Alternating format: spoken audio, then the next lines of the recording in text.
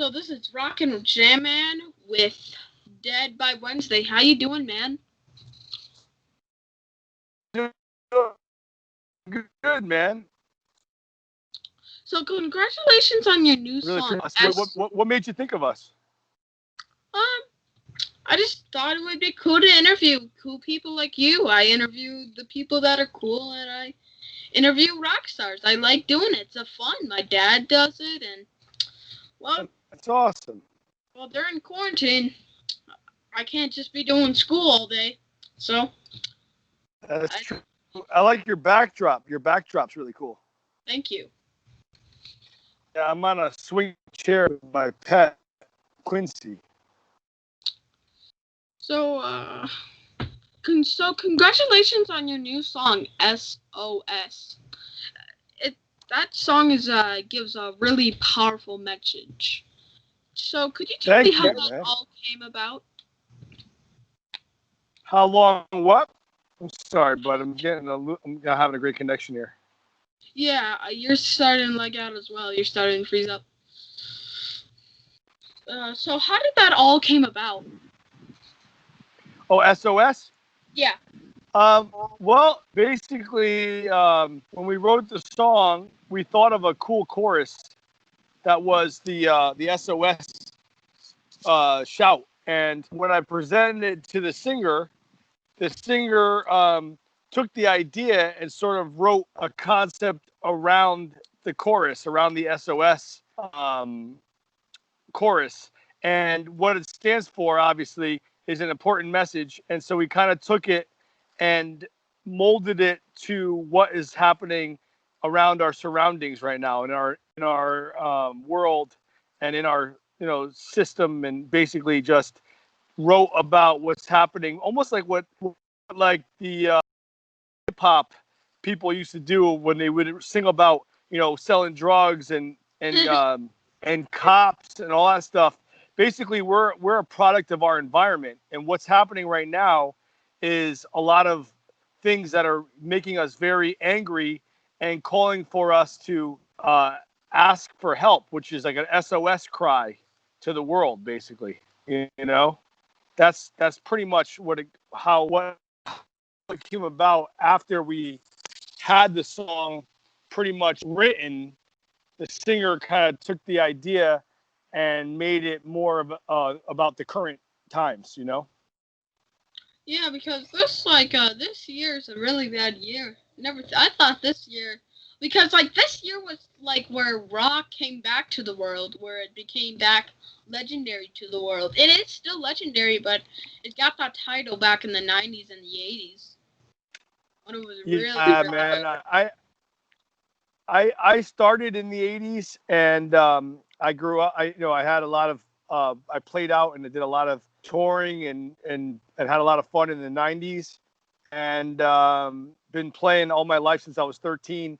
I booked my first show at age 13, and I never looked back. And I never stopped and never took a break. And this is the first time, against my will, where I worked my whole entire life to get to this point in my career, and now I had to stop because of what's going on with the world. Not because I wanted to, but because I had to, and I was forced to, which is really kind of disheartening when it comes to working your ass off your whole life and then being told you can't do what you love. Yeah, that has to suck. Absolutely. I saw you. I saw that you interviewed a couple of friends and comrades and band members before. You interviewed my friend Bumblefoot. Yeah. And you did David Ellefson. David Ellefson too. Yes. Yeah, they're both. I'm actually performing with them, going out on the road and doing 3 shows with them as their drummer. Halloween weekend, we're playing 2 shows in Texas and 1 in New Orleans on Halloween night with Ellefson, the solo band, and Bumblefoot's in it, and I'm in it, and David's in it, and Tom and my guitar player from Dead by Wednesday, Dave Sharp, and we're opening for Saliva doing a few shows. But I researched you, and I saw that you interviewed Bumblefoot and David, 2 of my favorite people on this earth. That's really cool. Yeah, Bumblefoot and David Ellefson was a really cool dude. Like, Bumblefoot, he was so cool. He like even sang with me. He That's was a awesome. really cool dude. Yeah, he's the reason why I have the gig because he suggested me. He was a really down to earth, humble, talented, very talented guy. So, why did you choose to do half in Spanish? Well, that was actually just the concept that my singer came up with. He's full Puerto Rican. I have Puerto Rican in my family. I have roots to playing in bands that kind of have that Latin metal vibe. I used to play in a band called Cortez that had a couple of guys from El Nino in it. And I manage and book Mark Rizzo, the guitar player for Soulfly, who started El Nino, and now I book a band called Puya, which basically they're from Puerto Rico, and a lot of their stuff is bilingual, which is both Spanish and in English, but very different style of metal. Has like Latin grooves and percussion, and sometimes they sing in Spanish. So that influenced us and kind of rubbed a little bit over onto us, and we wanted to try something different. We'll be going out on tour with them in 2021 with all the original members of Puya. They're an amazing band. You should check them out. Puya. And so we just wanted to try something different, and it wasn't forced. It wasn't, we didn't think about it. We just kind of happened, and we loved it. And I love playing hand drums, percussion. So I was like, well, let me add a little Latin percussion, and it came out a little more tribal than Latin because I'm not really trained in traditional Latin percussion. But yeah, it came out great, and we're really happy with it, and it brings a whole new dimension to the band. And you never know, sometimes we might actually tap a little bit into that market. I mean, the a lot of like the Latin markets, like and even South America and Mexico and a lot of these places, Chile, Brazil, they love heavy metal. They're huge supporters of heavy metal. So it's a good. It's we didn't do it intentionally, but it just happened, and we're a very diverse band. We've always been. We had a little bit of this Spanish in the beginning of the band when we first started with a different singer who also was half Puerto Rican. So we try to show brotherhood and we try to show diversity among all races when it comes to our band. I mean, we have Italian, we have Puerto Rican, we have Black, we have German, Irish. I mean, we have all this spectrum in one group, and we love it. It's awesome, and not a lot of bands are like that. You don't see that. Some usually see either four white boys up there or a girl singer, but you don't really see a lot of bands like that anymore. There was a bunch in the past, Living Color, God Forbid, Bad Brains. There are some bands like that, but not really too many. What was it So like? we like to be different. Was it like what? What was it like? Working with a new singer. Well, we have had multiple singers in the past. That's been the hardest position to fill for us. The only original members of Dead by Wednesday is the rhythm section, which is a very important part of the band. That's basically the foundation of any band is the bass and drums. I started the band with my bass player, who we started in 2006, and it's the same, which is half the band since the beginning. So the bass player and the drummer has been the same bass player and drummer, which is what I am since the beginning. Myself and my bass player Mike Modest, and we've had different guitar players and different singers, but the integrity of the sound and what we are have pretty much stayed the same. We've evolved over time and done different things, and we've added some singing and stuff like that. But for the most part, it's a straight up heavy metal aggressive band. And we're even more, nowadays we're even more aggressive and than ever before because we're actually legitimately pissed off about what's going on with everything in this world. So it rubs off in our music, like we were talking about earlier. But working with a new singer is always cool because you get a whole new outlook on things, and you get a fresh vibe. And usually they come in with a lot of fire and oomph, and they want to, they want to prove to you that they could do it. So they come in really with some great material on fire, and that's why he was chosen, because we knew he had the look and the voice, but we wanted to see what he was made of. And when he came in with this stuff, I mean, it always brings a fresh, you know, a breath of fresh air, basically, to any band when you have a new member, unless they're not as good. Luckily, we found someone who was just as good, if not, doing some things a little better than our last guy. Everyone has their strong points. Our last guy, he sang amazing, but everyone has different strong points. This guy, he has an amazing natural scream, which a lot of people love, and he also can sing, and he actually looks really metal and really cool, and he's different, and it just really he's bilingual, so it really brings a whole new element to the band.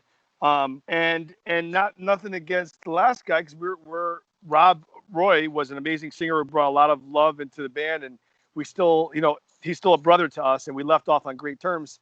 It's just, bands evolve, and so working with him was great because it brought, like I said, it brought a breath of fresh air, and now we feel like we're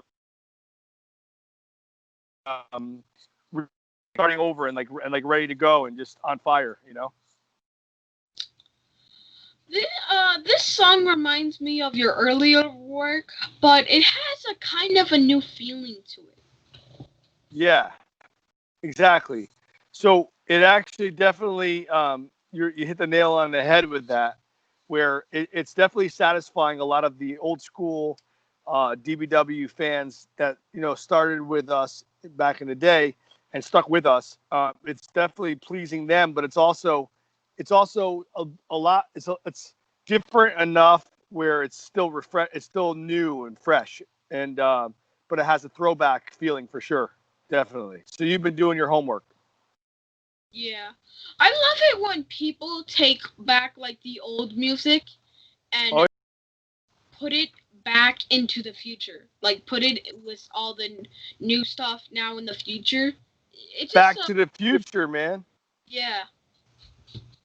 I Hmm. think I think it will give you a good balance of keeping old fans happy while getting new fans as well. I think you are very correct and a a smart kid, bro. Thank you very much. So I see that you have some tour dates planned for December.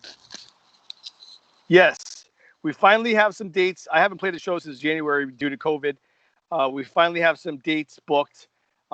Thanks to Nicholas Bell.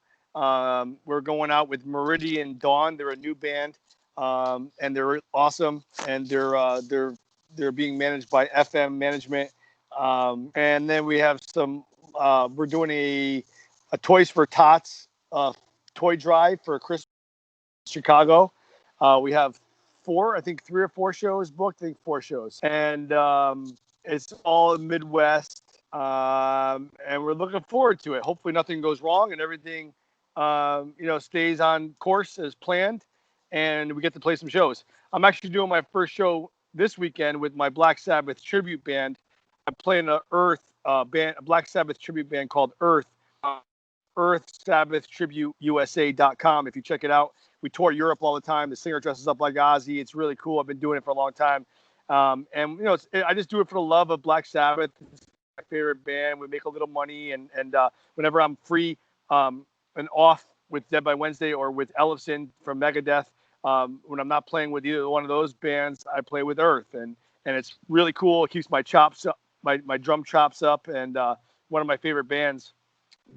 Yeah, so we got some shows booked, and I'm doing, like I said, Halloween weekend with Ellefson in in Saliva in Texas and Louisiana, and then maybe November we're going to be doing some more stuff with Ellefson in the Midwest, and then December we got those shows with Dead by Wednesday and Meridian Dawn. So I think things are starting to slowly finally open up a little bit, but it's going to be a slow climb, and everyone's gonna have to wear masks. A lot of this stuff is still outside, even though it's cold, and most of it's probably half capacity, stuff like that. So we'll see how it goes. Hopefully things are going to go good. We really need. I need to be working. Oh, okay. You have to be really excited to play again. Oh yeah, I'm super stoked, man. I can't wait. It's in my blood. I always say that it's either in your blood or it's not, and it's definitely in my blood. And I've been playing out all my life. And when you, like I said, when you can't do what you love, it sort of gets under your skin and it becomes like sort of depression. And I bet you a lot of musicians have been battling with that during this whole quarantine. And it's like I said, it's going to be a breath of fresh air to be able to go out, and I keep saying but it's true, to be able to go out and play. I mean, this year was supposed to be one of the biggest years of my career. Japan was canceled, my European tour was canceled, my U.S. tour was canceled. All this stuff was supposed to happen already, and none of it happened. Yeah. That's shocking. Yep, crazy. That's wow. Are you a little nervous to play because of COVID, or are you just like? Oh yeah, I mean, I'm definitely. We have immune compromised, people in my family, so I'm definitely a little bit nervous. I am intimidated by it. I don't want to catch it. I don't want to bring it home to anybody. I don't want to give it to anyone in my family. I am gonna wear a mask. I have cool black gloves, and I'm gonna do as much as I can to stay protected when I go on the plane. The plane is the most terrifying out of all of it because it's just really not much you could do about it. You're like stuck in this canister full of whatever germs is on it is what you're gonna have. So basically, you have no choice. But yeah, we're gonna do the best we can and just be smart about it and just go out and play. So this is what I think maybe you should do this. So when you're on the plane and before you do your concert, you should spray yourself with some alcohol so you can be safe to fight the germs. And then right after you should spray yourself again, and then I think you would be fine. Yeah, I'm gonna bring antibacterial, not touch anything, and try not to the meet and greets are the tough stuff. Try not to shake hands or kiss anyone or hug anyone or anything like that. Just kind of wave and give elbows. What's up, dude? What's up, brother? Yeah, what's up, man? How you doing, man? Yeah. You, man. Yo, I got you. I got you too. So what's that backdrop that you got? Is that what is that? It's like a background effects. You go onto your video and audio, and then I think you have to get stuff. Oh, it's an effect. I thought it was a real backdrop. No, you don't need no green screen. It can just do it by itself. Oh, that's cool. So it can catch my I can go back and I'll show stuff. It can show stuff moving around when it comes in. Wow. But it still will have the background, but. So your dad does the same thing? Yes. Oh, really? What's his name? SuffolkingCool.com. Nice. That's awesome, man. How long you been doing interviews for? I think I started 2 weeks. 2 weeks ago? Yeah, 2 weeks ago. What? You sound like you've been doing it forever. You do interviews better than some of the people that have been doing it for years that are supposedly pros. Well, I guess it's in my blood, like you said. That's cool. Where do you guys live? We live in where? Like what state? New York. New York City or New York State? Buffalo, Niagara Falls. Near Buffalo. Yeah. I've played there a lot actually. I've been there. Yeah, that's awesome. Have you? Wait, sorry to interrupt you. No, the Evening Star We've played the Evening Star in Buffalo a lot. Have you done the Rapids? Have I gone to the actual place? Yeah, yeah, Niagara Falls. Yeah, yeah, totally, totally. There's this like thing in Buffalo that I go to a lot. It's called the Rapids, and it did that summer concert from last year. You Oh know, yeah, oh yeah. No, I haven't gone there. No, no. I thought you were talking about the Niagara Falls, like the actual. well, I do live in there. Just that I live like a 20-minute drive from Buffalo. Oh, that's cool. Do you think it'll be weird playing if the crowd has to social distance and they don't let as many people in?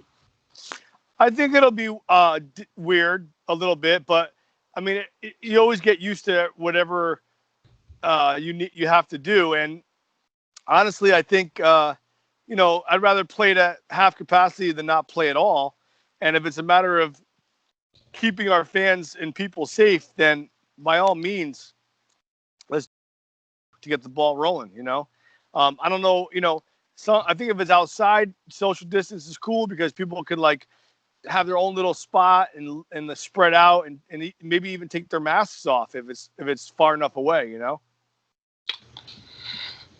I like with metal music, you need to rock out and get into that show, so you just can't stand there. You can't just stand there just be like brah. You can't just like just sing your song and be like you but you Right.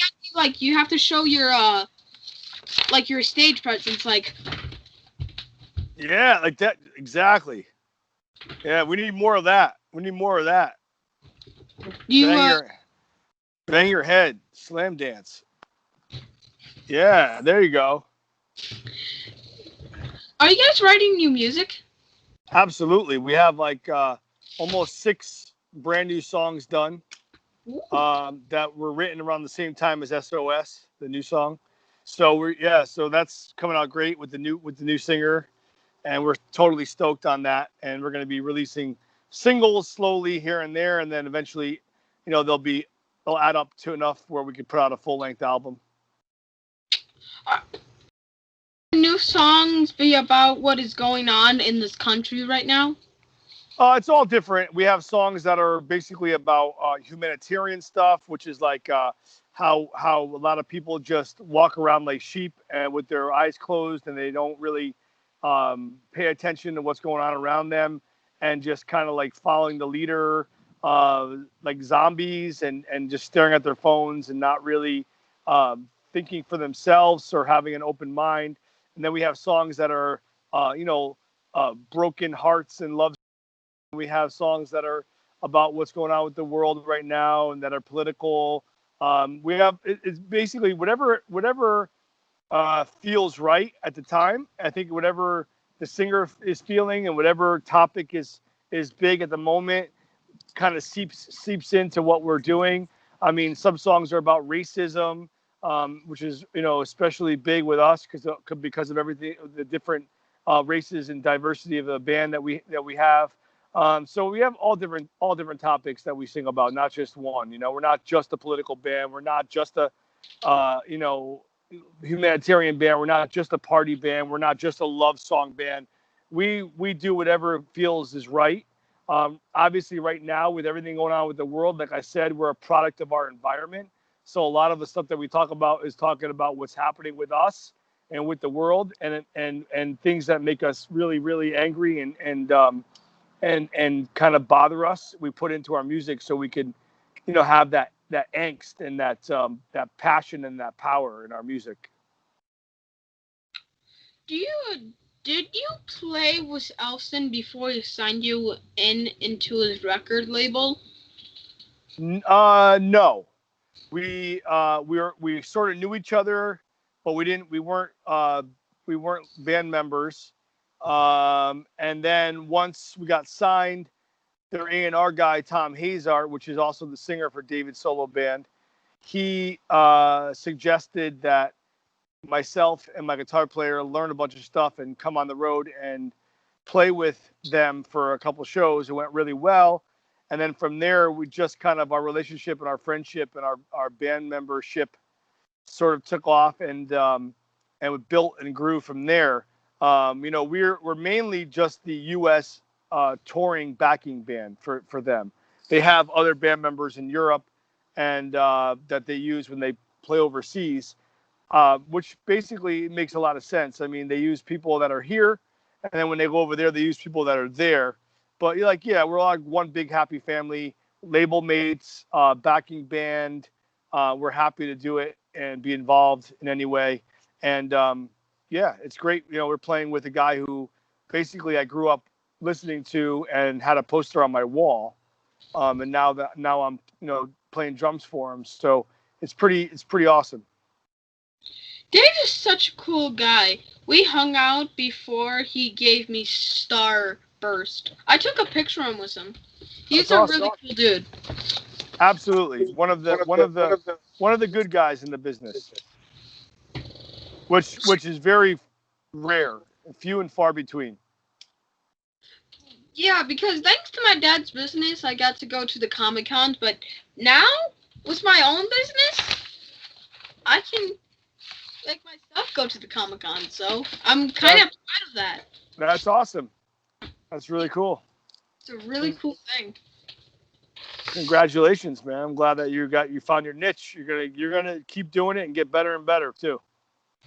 Is your Elfson show like a music festival? Yeah, it's three festivals, but they're all indoors.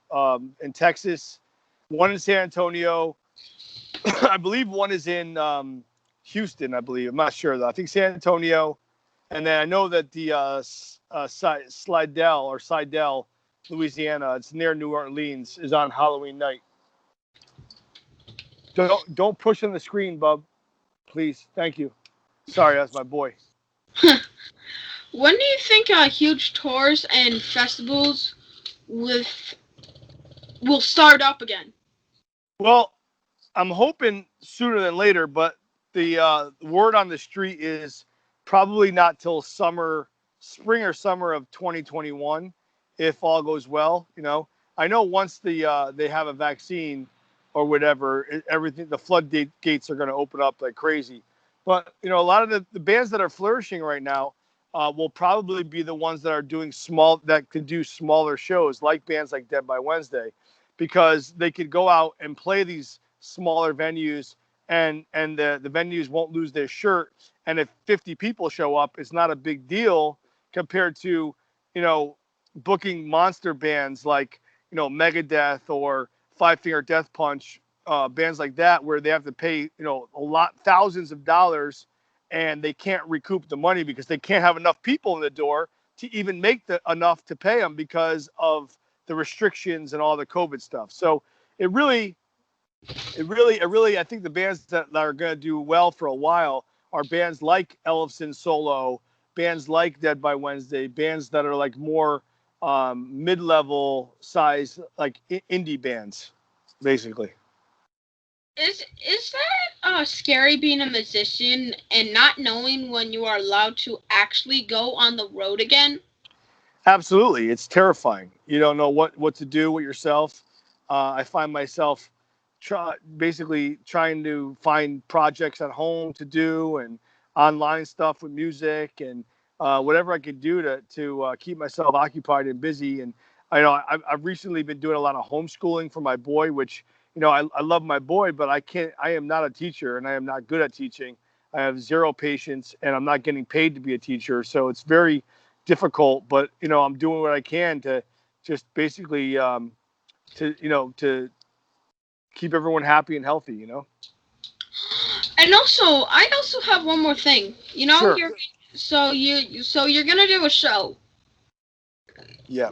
I'm not saying you to do it, but when they have those like things where they go on like the computer, like they go through those Zoom things and they have those little things where like the people can go through there and they're at their houses. Yeah, like the online shows. Yeah. Yeah. You say we should do those? Yeah. It'll be like easier and Well, we've done some of that stuff in the past. when it first started.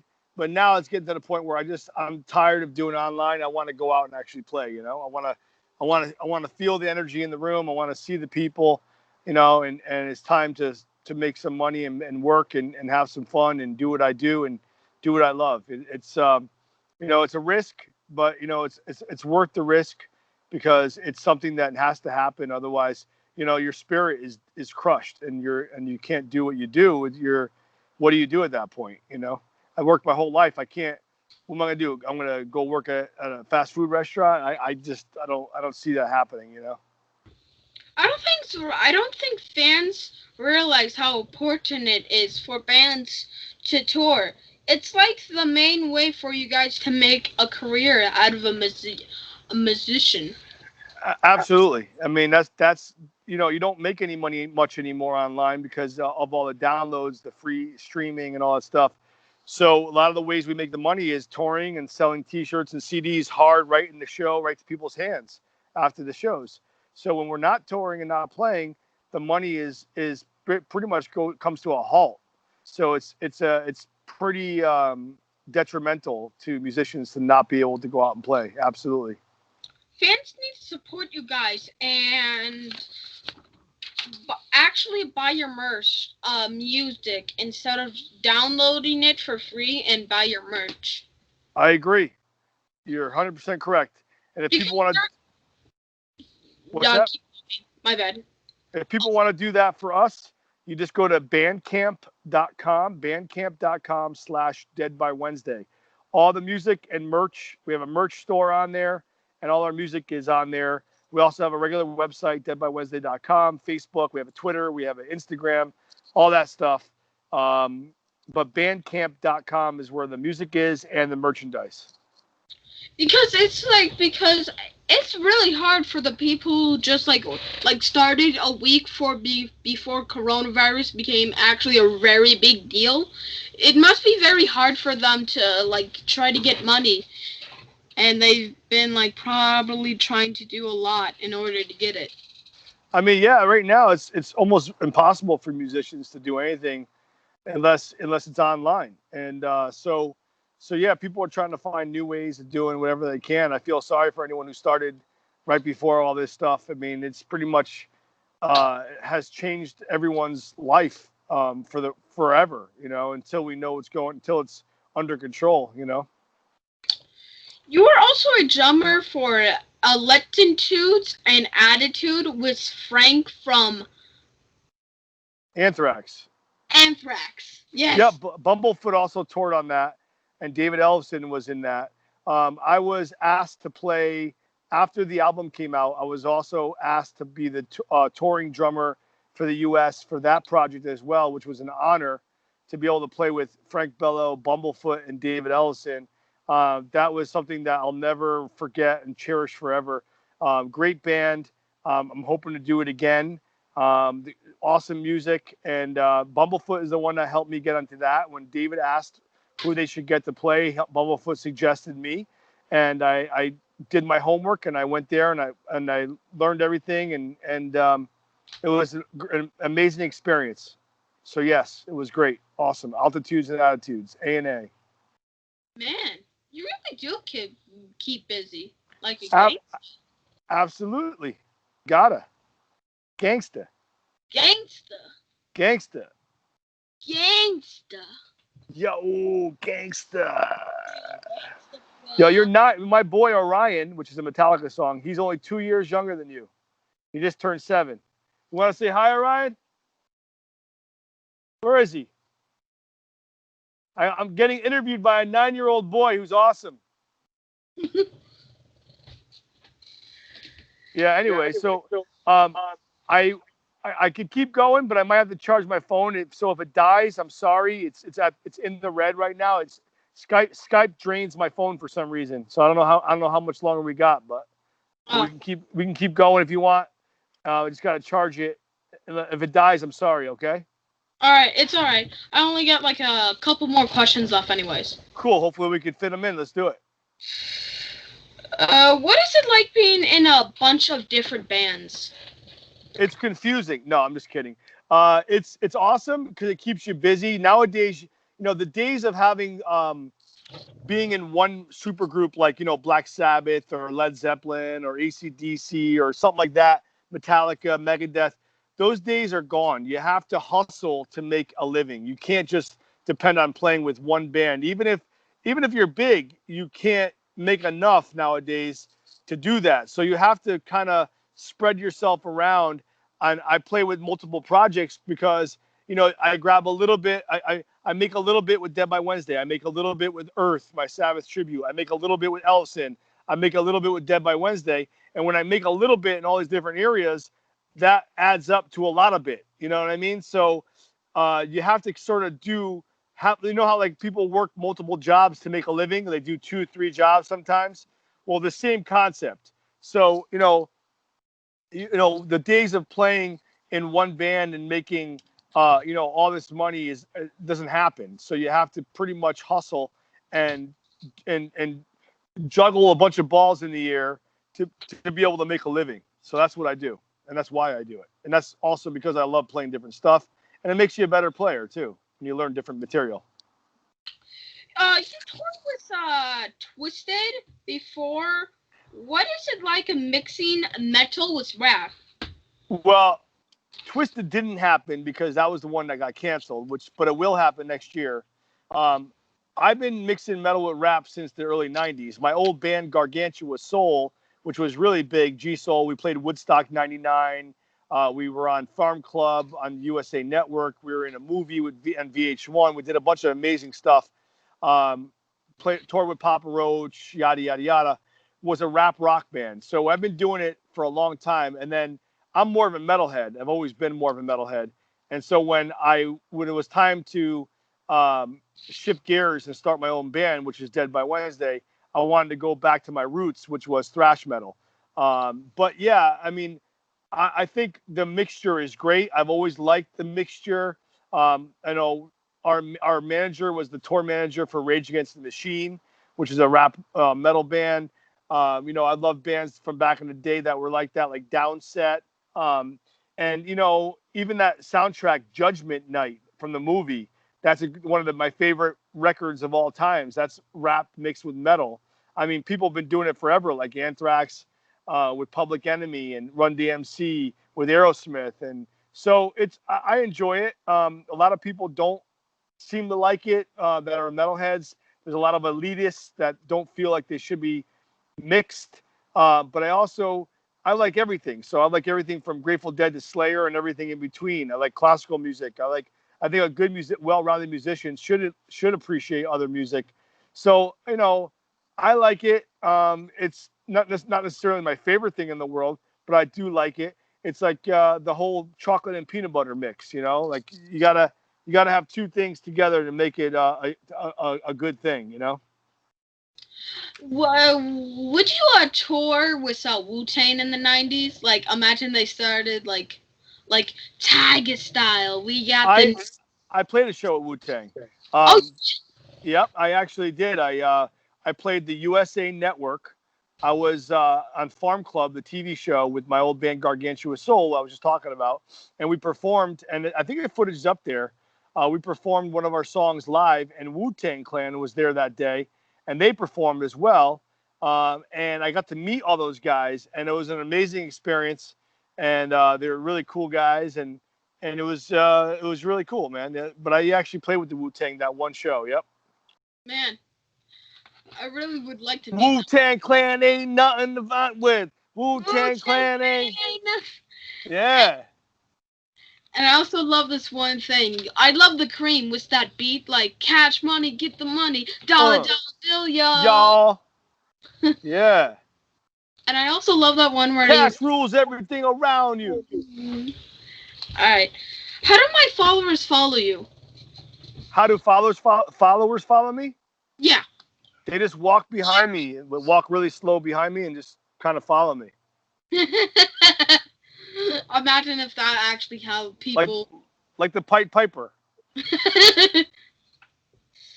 Just like the Pied Piper, led rats to my shows, led kids to my shows. Well, I'm kidding. Well, but yeah, I said it earlier, but I'll say it again. On social media, everything is Dead by Wednesday. So twitter.com/Dead by Wednesday, Instagram.com/Dead by Wednesday, Facebook.com/Dead by Wednesday, deadbywednesday.com, bandcamp.com/Dead by Wednesday. The only thing that's different is our YouTube page. Our YouTube page is /DBW So DBW standing for Dead by Wednesday TV. That's our YouTube page. And that's pretty much all our social media that I can tell you. That's how you follow me, or you can just follow me. Just like Rocky said. Give me a call. I'll give you a call. I'll open up my window. I'll go, yo, hey, oh. Thank you for being on my show. I hope the next time we talk is at the backstage at one of your concerts. No, thank you, my man. It was an awesome interview. You're a cool kid, and I really appreciate it. And I'm going to share this like crazy when it comes out. When do you think you'll have it edited and out, bud? Tonight. Yeah. Oh, very cool. Wait, I also got one more thing. What if you Sure. got to do like a second tour with Wu-Tang and then they started like Tiger style? We got the new Shaolin Masters coming. What if I'd be excited because I love those guys. I love old school hip hop, NWA, Public Enemy, LL Cool J, Run DMC. I actually played with Daryl from DMC with David Ellefson. There's footage of it online. I played one of their songs, Heavy Metal Tricky, and I played a song that he's on with Ellefson that they did, Sleeping Giants. So I actually performed with him, which was amazing. I had like backstage footage of me like beatboxing, like, and he's going, it's tricky. It was awesome, man. So yeah, really, really cool to be involved with Ellefson and a lot more stuff coming up. I appreciate your time and yeah, man. So if I could play with Wu-Tang again, I would absolutely. Peace. All right, bro. Thanks for the interview. All right. Nice to meet you, bro.